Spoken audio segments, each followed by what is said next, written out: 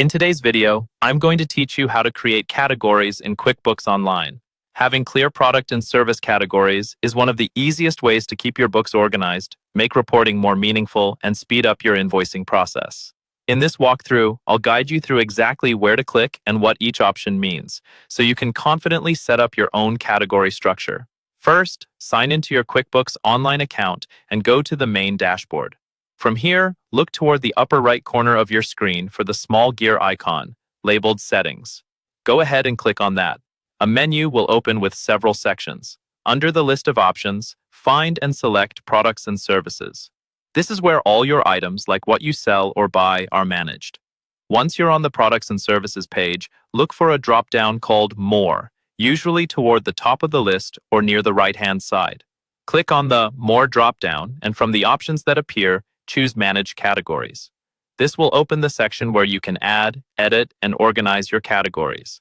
Now that you're in the Categories area, you'll see a button that says New Category. Click on New Category to start creating a fresh category for your products or services. Next, you'll be asked to enter a name for your new category. Choose something clear and descriptive so you'll instantly know what belongs there. For example, you might use names like Office Supplies, Consulting Services, or Hardware. Avoid vague labels because clear names will make it much easier to run accurate reports later and quickly find items when you're creating invoices or bills. If you want to create a subcategory, you can do that here as well. To set up a subcategory, check the box that says Is a Subcategory. When you select that, a drop-down will appear where you can choose the main or parent category that this new one should live under.